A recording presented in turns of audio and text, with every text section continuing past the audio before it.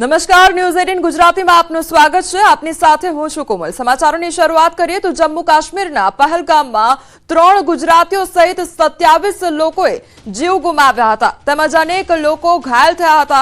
ત્યારે ભાવનગરના જ વિનુભાઈ ડાભી જે મોરારી બાપુની સપ્તાહમાં ગયા હતા તેમને પણ 2 ગોળીઓ વાગી હતી અને ઘાયલ થયા હતા તો એક ગોળી ખભાના ભાગે અને એક હાથમાં વાગી ગઈ હતી। તેમને ગોળી વાગતા શ્રીનગર ખાતે હોસ્પિટલમાં સારવાર માટે ખસેડવામાં આવ્યા હતા। તેમની સારવાર બાદ હોસ્પિટલમાંથી રજા આપતા ભાવનગર પહોંચ્યા હતા તો સાંસદ નીમુબેન બામભણિયા તેમજ ધારાસભ્ય જીતુ વાઘાણી આ ઉપરાંત સેજલ પંડ્યા સહિતના લોકો તેમના ખબર અંતર પૂછવા ઘરે પહોંચ્યા હતા। ઇજાગ્રસ્ત વિનુભાઈએ આપવીતી જણાવતા કહ્યું કે ત્યાં ચારે બાજુથી ગોળીઓના આવતા હતા અવાજ અને હું પત્નીને શોધતો હતો। તમારી સાથે ગેસ્ટમાં વિનુભાઈ પોતે જોડાઈ ગયા છે। વિનુભાઈ, સૌથી પહેલા તો આપનું ન્યૂઝ 18 ગુજરાતીમાં સ્વાગત છે। હું દર્શકોને એ પણ જણાવી દઉં કે આ એ જ વિનુભાઈ છે કે જેમના ઉપર હુમલો થયો હતો, હાથમાં ગોળી વાગી હતી। વિનુભાઈ, સૌથી પહેલા તો આપની પાસેથી એ જ જાણવા માંગીશ કે આખી એ પરિસ્થિતિ શું હતી, કેવી પરિસ્થિતિ સર્જાઈ હતી જ્યારે તમારા પર હુમલો થયો? અમે અંદર દાખલ થયા ને બેન, અમે અંદર દાખલ થયા એટલે સીધા 103 જણા હતા। અમે 105 રૂપિયા ટિકિટ લઈને 35 રૂપિયા હોય અંદર દાખલ થયા। દાખલ થયા પછી અંદર જોયું તો માહોલ બહુ એકદમ સારો હતો। 5 મિનિટો ફોટા પડ્યા ને પછી અમે બેઠા અમે એના અંદર અને કોરો સૂકો ખાધો અને પહેલો અવાજ આવ્યો, બીજો અવાજ આવ્યો તો અમારી સાથે ગોવિંદભાઈ હતા નાથાણી, એને મેં પૂછ્યું, હું કહ્યું ગોવિંદભાઈ કે હું અવાજ આવે તો મને ત્યાં અવાજ તો આવે છે, ત્રીજો અવાજ એકદમ નજીકમાં આવી ગયો। પછી અમે એનાથી ભાગ્યા। મને કહે ગોવિંદભાઈ કે ભાગો। મેં કીધું હાલો કે મારા ઘરના ગોવિંદભાઈ ઘરના મારા ક્યાં ગઈ મને ખબર ન રહી। પછી એના ગોવિંદભાઈ માંથી જુદા પડી ગયા, હું જુદો પડી ગયો। હું પછી મારા ઘરના ને મેં ગોત્યો પણ મને નો થયા એટલે હું પછી ભાગવા મળ્યો। પાછળના પીઠ પછી ગોળી આવી, ખંભા પર આવી અને કરો છો કે બસાવો પણ ના કોણ બસાવો? ગોળીનો 10 થી 12 મિનિટ એક ધારી ગોળીઓનો વરસાદ વર્યા એટલે ના કોણ થઈ શકે પાસે એટલે હોરી રીતે હોર નીકળવા મળ્યું અને કઈ નક્કી ન રહ્યું કોણ માણસ ક્યાં જાય છે। અને જે પાછળ જે અમારે 20 માણસ અમે 13 જણા માણસો હતા, એમાંથી જે પાછળ જે રહી ગયેલા થોડાક દૂર વહી ગયા હતા એ લોકોને 2 આતંકવાદીએ ઠાર કરી દીધા। જી વિનુભાઈ, આપના ઘરમાંથી કેટલા લોકો ત્યાં આગળ ગયા હતા ફરવા માટે અથવા તો જે કથામાં તમે હાજરી આપવા માટે ગયા હતા, તો પરિવારજનોમાંથી કેટલા લોકો ત્યાં આગળ તમે ગયા હતા અને જ્યારે હુમલો થયો ત્યારે ત્યાં આગળ કેટલા લોકો હાજર હતા? અમે અહીંથી 2 માણસ હતા। જી, અમે અહીંથી 2 માણસ હતા। પછી અમે ત્યાંથી 2 માણસ હતા। પછી અમે કથામાં ગયા, કથામાં સાંજે જાતી રોકાણા। પછી એમાં નાસ્તો પાણી કરીને સવારે 5 વાગે એટલે અમે ચાલો જાવું છે બધા, કે મેં કીધું જાવું નથી કે જાય બધા આપણે જોઈને વહીએ। અમે બધા ત્યાં ગયા એટલે આવી તો અમને ખબર ન હોય કે આ બધું થાય ને આ બધું નીકળશે।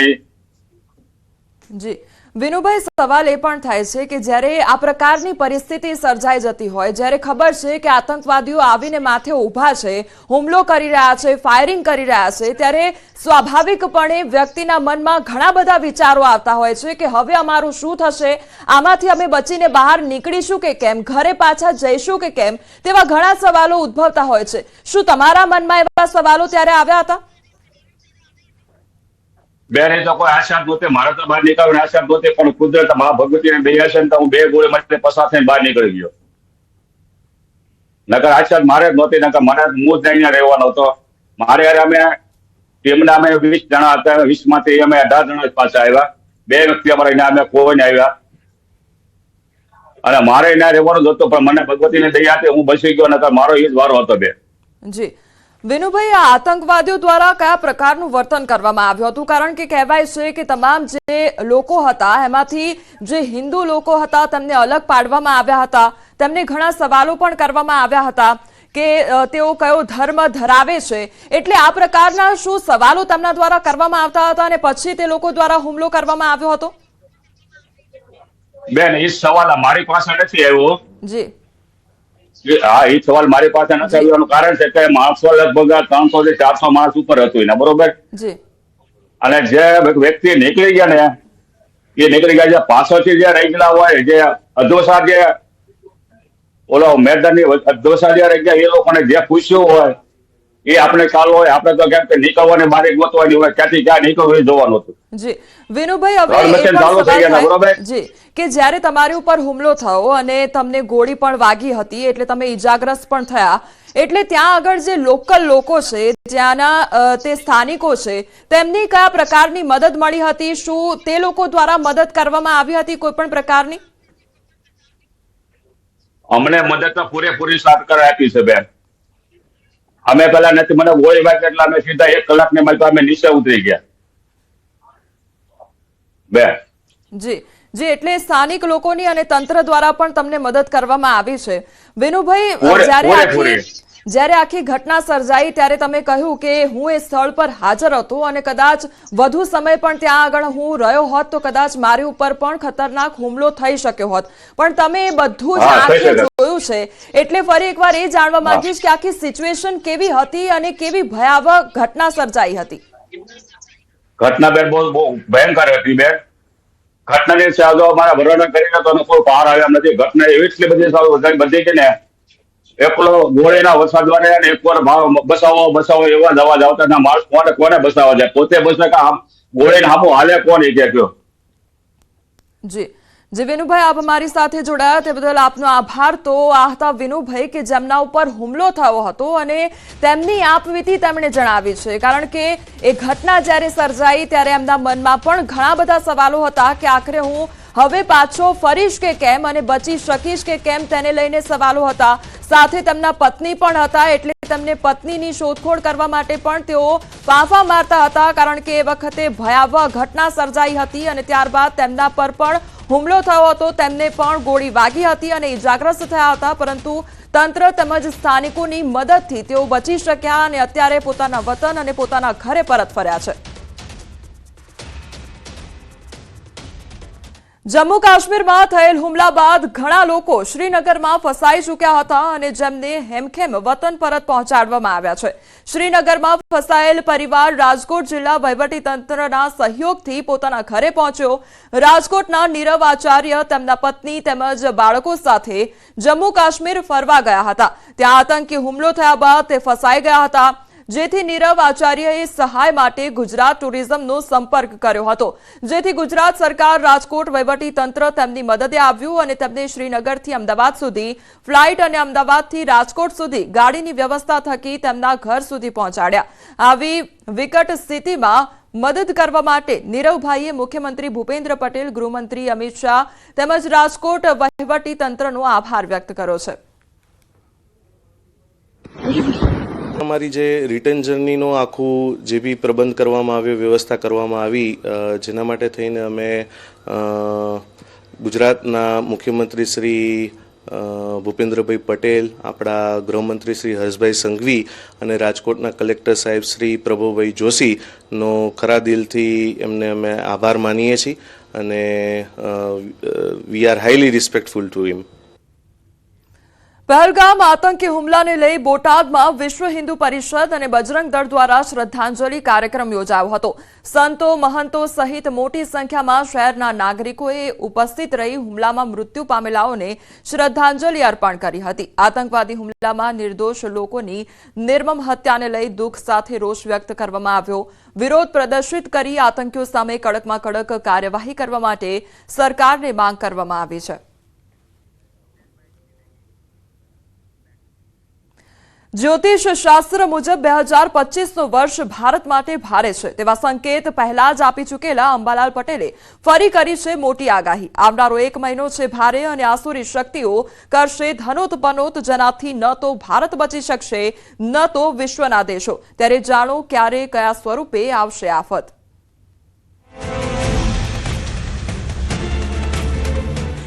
ગ્રહોના આધારે જોતા હજુ પણ સમય અનિશ્ચિતકારક છે. લગભગ આર્થિક ક્ષેત્રે, રાજનૈતિક ક્ષેત્રે તેમજ જન સમુદાય ક્ષેત્રે અનિશ્ચિતકારક ગ્રહો તો છે જ.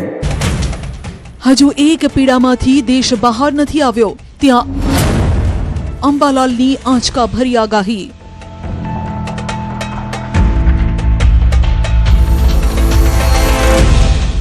દુઃખ અને પીડાના દિવસો હજુ ગયા નથી.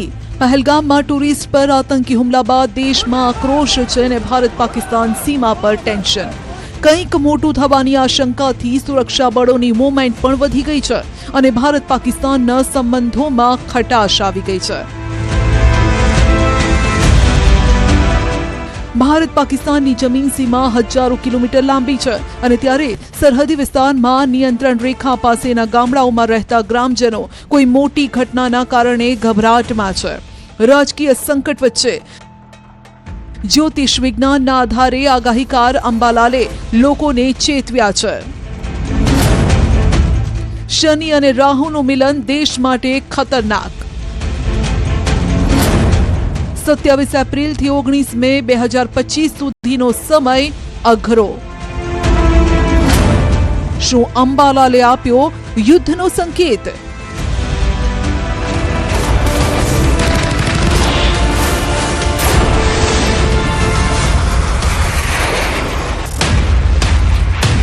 હવે તારીખ 27/4/2025 પણ ગ્રહો નેસ્ટ બની રહ્યા છે અને તારીખ 19/5 પણ સુધીમાં એક મહિનો હજુ ગ્રહો ખરાબ છે. આ શું બોલી રહ્યા છે અંબાલાલ કાકા? જો કે આ આગાહી નવી નથી. આના સંકેત અંબાલાલ કાકાએ 2025ની શરૂઆતમાં જ આપી દીધા હતા અને પહેલગામમાં થયેલો આતંકી હુમલો પણ આ ગ્રહોની યોગ દશાના કારણે થયો હોય તેવું જ્યોતિષીઓ પણ માને છે. ત્યારે આવનારો એક મહિનો ફક્ત દેશ જ નહીં એટલે કે ભારત જ નહીં પરંતુ દુનિયા માટે પણ આ સમય ખરાબ રહેવાનો છે. અંબાલાલ પટેલે તો આર્થિક અને યુદ્ધ ક્ષેત્રે મોટા ફટકાના સંકેત પણ આપી દીધા. દેશ અને દુનિયાને સાચવવું પડશે. આર્થિક ક્ષેત્રે, સામાજિક ક્ષેત્રે અને લગભગ યુદ્ધ ક્ષેત્રે પણ સાચવવું રહ્યું. આ સમયે ભારતે તેના પાડોશી દેશોની બોર્ડર એરિયામાં ખાસ સાવધાની રાખવી પડશે. એ પછી પાકિસ્તાન હોય, ચીન કે પછી બાંગ્લાદેશ. કારણ કે આ દેશોને અડીને આવેલા વિસ્તારમાં ભારતને સૌથી વધુ ખતરો રહેવાનો છે. કુર્મ ચક્રની અસર ઉત્તર ભારત તરફ થતી હતી.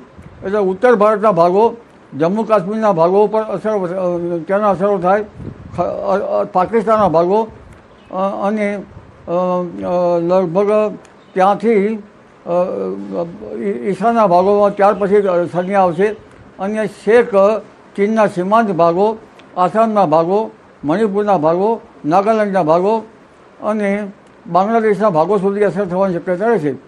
પાકિસ્તાન બાબતથી અત્યારે હાલ તો વધારે સાચવવું પડશે. બાંગ્લાદેશની સરહદો તો પણ સાચવવું પડશે અને માન્ય ન માનીએ પણ ચીનની સરહદો અને પૂર્વ ભારતની જે સીમાંત ચીનની સરહદો છે તેમાં પણ કંઈક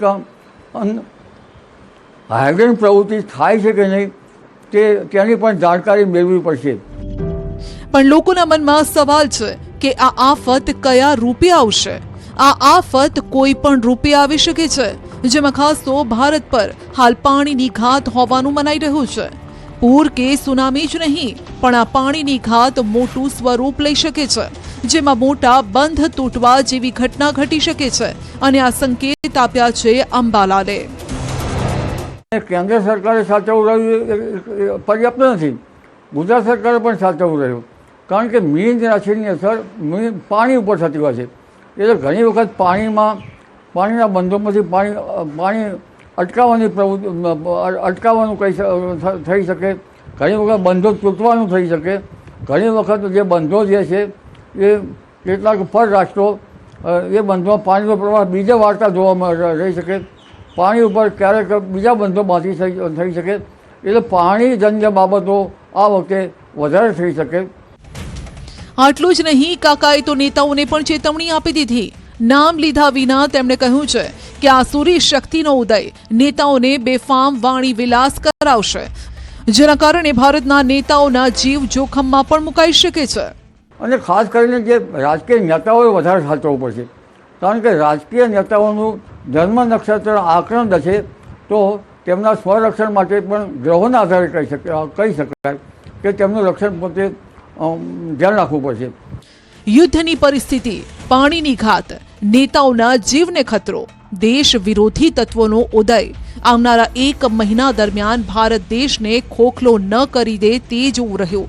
જો કે તમામ મોરચે લડવા માટે દેશ તૈયાર છે, દેશના લોકો પણ તૈયાર છે, પણ દુશ્મનોની ચાલને સમજવી પડશે અને ગ્રહોની ચાલને પણ સમજવી પડશે, કારણ કે ગ્રહોની આ ચાલનું ગ્રહણ આગળ પણ નડવાનું છે. અંબાલાલના મતે ઓગસ્ટ મહિનો પણ ક્રાંતિ સર્જશે, એટલે કે આ સમયમાં હડતાલો, આંદોલનો તેની પીક પર હોઈ શકે છે. ઓગસ્ટ માસમાં પણ કેટલીક ઘટનાઓ બનવાની છે, પણ એ ઘટનાઓમાં હડતાલો, આંદોલનો વગેરે શક્યતા વધી જાય છે. પરંતુ ઉલ્લેખનીય છે કે ગુરુ અતિચારી છે. ગુરુ જ્યારે અતિચારી હોય ત્યારે માનવ મન પણ અતિચારી બને છે, અને આવા વખતે તમોગુણ વધે છે, સત્વગુણ ઘટે છે. એટલે સત્વગુણ વધે એવા ઉપાય જન સમુદાય કરતો ઈશ રહે, જેમ કે ભજન, કીર્તન, ધૂન, યજ્ઞ કૃત્યો, એવું મારું માનવું છે. પણ જ્યારે આફત આવે, આર્થિક સંકટ હોય કે રાજકીય, આ સમય શાંત રહી સમયને સાચવી લેવાનો પણ હોય છે. માટે અંબાલાલે અંતમાં એક જ સલાહ આપી છે કે લોકો જે પણ પરિસ્થિતિમાં આવે, માનસિક સંતુલન જાળવી રાખે અને ભક્તિભાવમાં જોડાય. સમાચારોમાં આગળ વધીએ તે પહેલા રોકાઈશું એક બ્રેક માટે.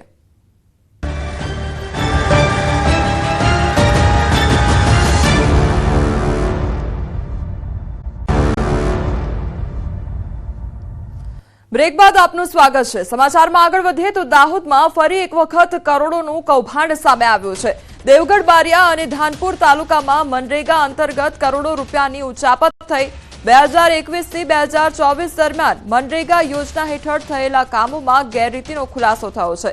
રસ્તા અને ચેકડેમોના કામ અધૂરા હોવા છતાં ખોટા પ્રમાણપત્રો રજૂ કરી નાણાંની ચૂકવણી થયાની ફરિયાદ નોંધાઈ છે. તો જિલ્લા ગ્રામ વિકાસ એજન્સીના નિયામક BM પટેલે પોલીસ ફરિયાદ કરતા ચકચાર મચી જવા પામ્યો છે. એજન્સીઓ અને કર્મચારીઓએ 70 કરોડ રૂપિયાની ઉચાપત કર્યાની ફરિયાદ નોંધાવી છે. મહીસાગરના બાલાસિનોર તાલુકામાં સર્ચ ઓપરેશન તેજ થયું છે. 54 જેટલી સસ્તા અનાજના વેપારીને ત્યાં સર્ચ ઓપરેશન હાથ ધરાયું છે. મહીસાગર જિલ્લાના નવા કલેક્ટર અર્પિત સાગરે એક જ દિવસમાં સપાટો બોલાવ્યો છે. વહેલી સવારથી જ ગુપ્ત રીતે બાલાસિનોર તાલુકાના સસ્તા અનાજના વેપારીને ત્યાં પુરવઠા વિભાગે ચેકિંગ હાથ ધર્યું છે. સર્ચ ઓપરેશન બાદ રિપોર્ટ સબમિટ કરાશે, જેમાં મોટા ખુલાસા સામે આવી શકે છે. સર્ચ ઓપરેશનને લઈ સસ્તા અનાજમાં ચોરી અને કાળાબજારી કરતા વેપારીઓમાં ફફડાટ જોવા મળ્યો છે.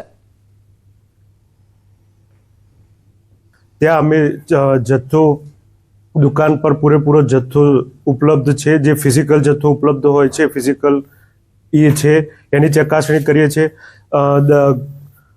રેશન કાર્ડ ધારકો જે તમામ છે તેમને બોલાવીને તેમનો જવાબ લઈએ છીએ અને એમને પૂરતું અનાજ મળી રહે છે અથવા બીજી કોઈ તકલીફ છે એમને એની તપાસણી કરીએ છીએ.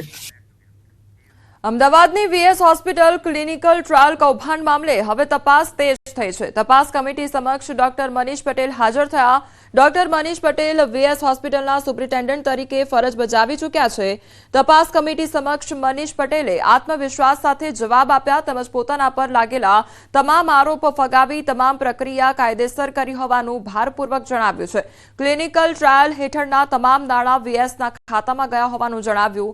જે રકમ 6 કરોડથી વધુ નથી. ક્લિનિકલ ટ્રાયલમાં VSમાં કોઈ મોત નહીં, પણ SVPમાં મોત થયા હોવાનું ડોક્ટર મનીષ પટેલનું ચોંકાવનારું નિવેદન સામે આવ્યું છે.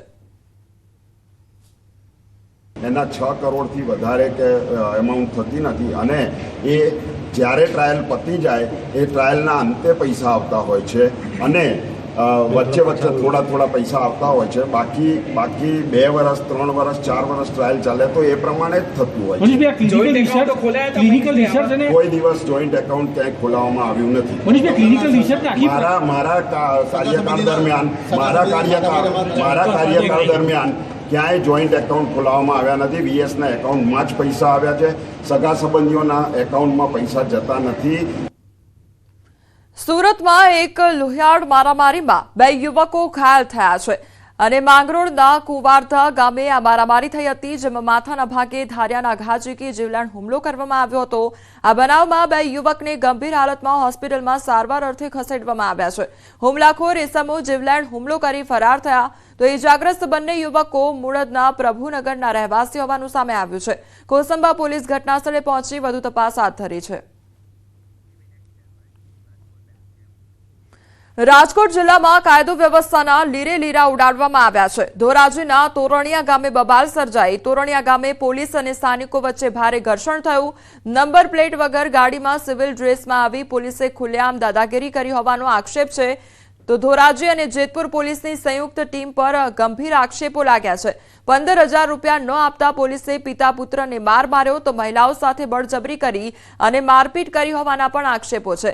ધરણા કરી રહેલા ફરિયાદી પિતા પુત્રને કારણ વગર ડિટેઇન કરવામાં આવ્યા, તો પિતા પુત્રની પોલીસે ફરિયાદ ન લેતા તોરણિયા ગામના લોકો ન્યાયની માંગ સાથે ધરણા પર બેઠા હતા.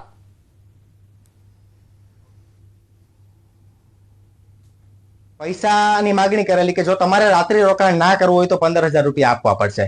ગરીબ પરિવાર હોય, એમની માગણી સંતોષી ના શક્યો, જેથી એમને ઢોર માર માર્યો.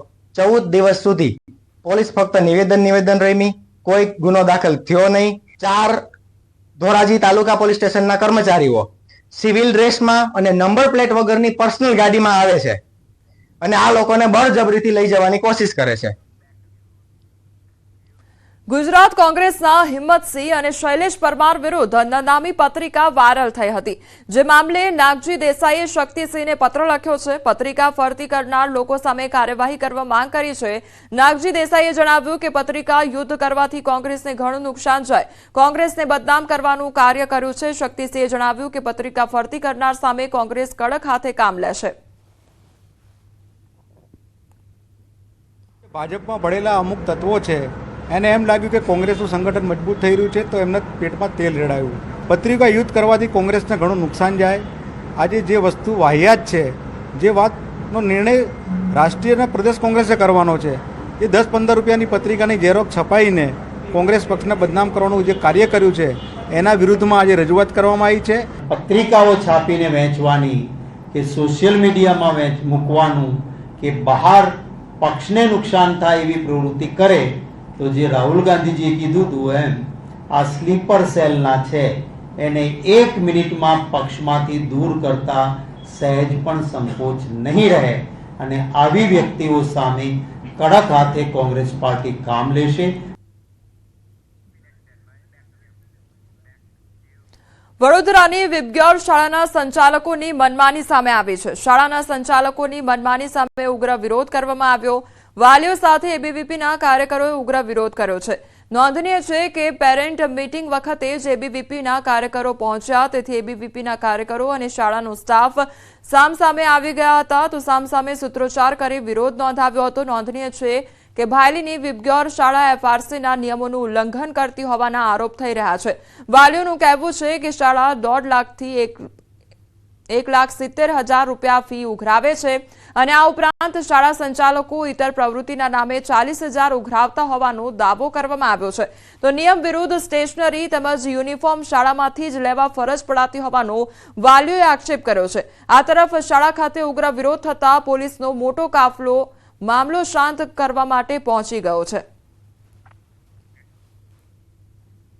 पिछले 4 साल से लोगों को परेशान कर रहे हैं और जो इनके पास अप्रोच कर रहे हैं उनकी एफआरसी ले रहे हैं, बाकी लोगों से नहीं ले रहे हैं, which is wrong. I think ये रूल होना चाहिए कि सबके लिए बराबर फीस ही हो और जो भी बाकी स्कूल से बोल रहे थे इनको फॉलो करना ही पड़ेगा। कोई भी काम अगेंस्ट लॉ नहीं करता है। We are charging as per FRC only. We have already send the circular to the parents on 19th of the April that they can pay as per the FRC.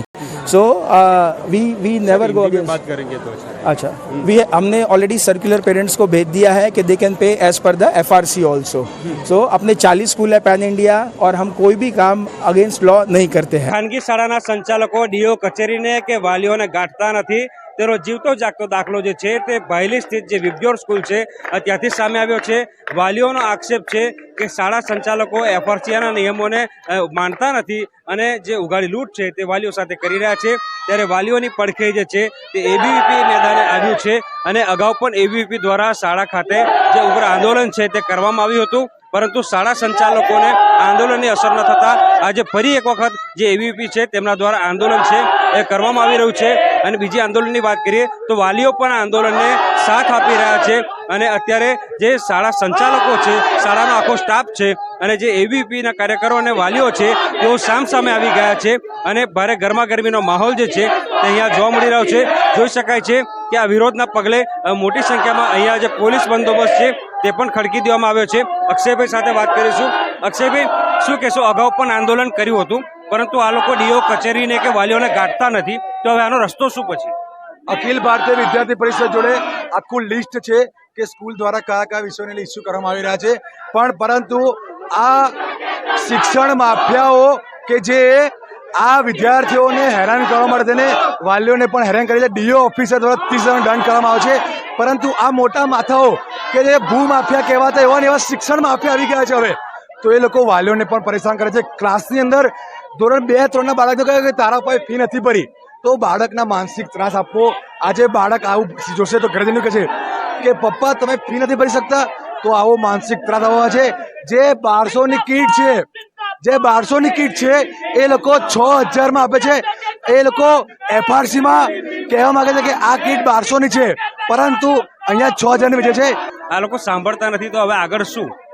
અમારી માંગ આજે pressure બનાવીને do ઓફિસરને કહેવા માંગે છે કે આટલી ખરાબ સ્કૂલ છે છતાં તમે લોકો કેમ મારી પર નિર્ણય નથી લેતા? આજે આ લોકો પોતાની તાકાત બતાવીને આટલી મોટી સંખ્યામાં બહાર આવે છે અને મારામારી કરે છે, પોલીસને વચ્ચે લાવે છે। કેમ? અમે જુલમ કરી રહ્યા છીએ, અમે વિદ્યાર્થીઓના હિત માટે લડીએ છીએ, પરંતુ આ લોકો મારામારીના માર્ગે ચાલે છે। એમને એવું છે કે આ લોકો જતા રહે ઘરે અને અમારો જે સ્ટડી માફિયા છે, ભૂ માફિયાની જેમ જેમ અમે લોકો પણ આગળ નીકળીએ અને સ્કૂલ છે એ અગ્રેસર લઈ જઈએ, પણ એ અમે નહીં થવા દઈએ। અને એબીવીપી જે છે તે કહી રહ્યું છે કે તેમના દ્વારા આ આંદોલન જે છે તે ચાલુ જ રાખવામાં આવશે અને ડીઓ કચેરીને આજે શાળા સંચાલકો છે તેઓ ગાંઠતા નથી, તેવા પ્રકારનું નિવેદન જે છે તે એબીવીપી દ્વારા આપવામાં આવી રહ્યું છે। અત્યારે સ્કૂલની પરિસ્થિતિની વાત કરીએ તો ગરમાગરમીનો માહોલ છે અને એબીવીપી અહીંયા ઉગ્ર આંદોલન કરી રહ્યું છે, ત્યારે શાળા સંચાલકો, સ્ટાફ અને જે એબીવીપીના કાર્યકર્તાઓ છે તેઓ સામસામે આવી ગયા છે। હાર્દિક દીક્ષિત, ન્યૂઝ 18 ગુજરાતી, વડોદરા। હાલ સમાચારોમાં બસ આટલું જ। વધુ સમાચાર માટે આપ જોતા રહો ન્યૂઝ 18 ગુજરાતી। નમસ્કાર।